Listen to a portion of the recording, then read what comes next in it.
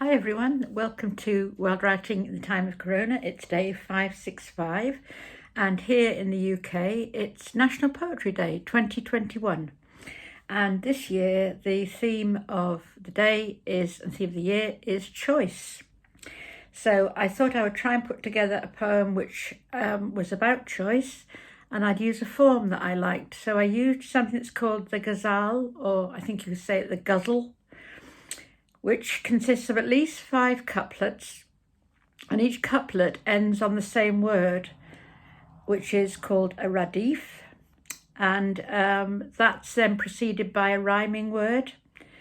And so it's quite a challenging poem, and I think has made it possibly a little more stilted than it needed to be. So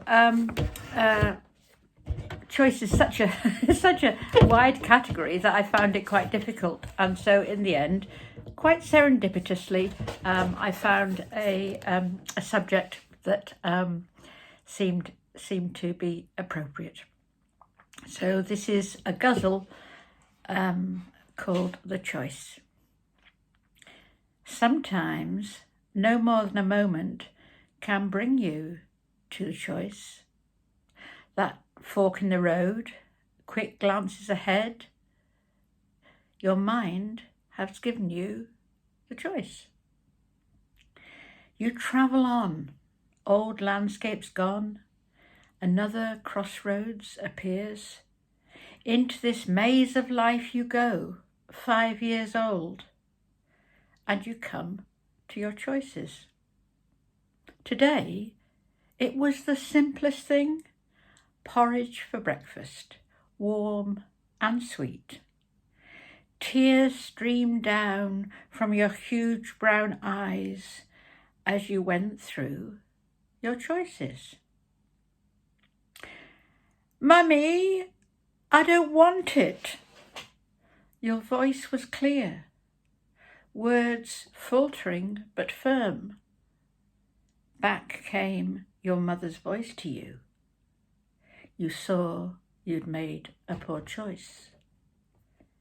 You, young girl, with your stubborn will and your northern voice, will test your parents daily, every step along the road, dear one, as you make each choice. So that's about little choices, and of course little choices inevitably lead to big choices, but that's a poem, that's a ghazal, not technically correct in every aspect, but fairly much so. And I hope you have enjoyed that, and I thought, as it's National Poetry Day, and for a little bit of a treat, I would read you a poem that I particularly liked. So if you're listening, I hope you enjoy this.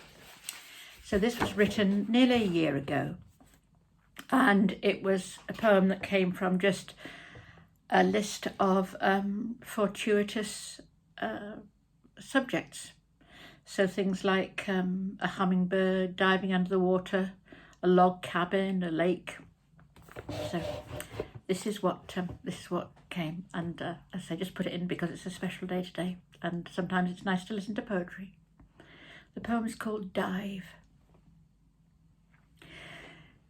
Sometimes you do it slow and steady, getting through the days I mean. Other times you just dive. Run to the end of the bleached jetty, eye up the dark rippling waters, trust your legs to carry you, your arms to clear the path for you to follow through, and there you are, into the blue. Down like an arrow, narrow, you cut your way, slow motion in another element, one you knew before you were you. Where do we go back to when we dive? Between the leaves of the uncut book, when we glimpse a private look at where we're from. You may see your grandmother's gentle blue eyes, the child she was, she carried, you knew. In depths below the rays of the sun, where the lazy old carp occasionally swish, you feel the vastness of Ranger Lake, older than anything, quieter now than blood.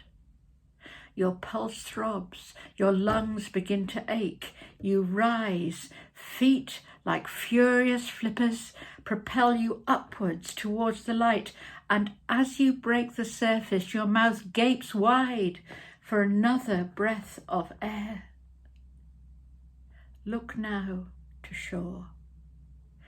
There, on the tiny veranda, 2 people are watching, not you. This journey is your own, but an emerald hummingbird drinking sugar water from the feeder, his wings a blur, his body a jewel. Sometimes you do it slow and steady, other times you just dive. And I hope you enjoyed that poem, which, as I say, I've done for a treat for National Poetry Day 2021. So you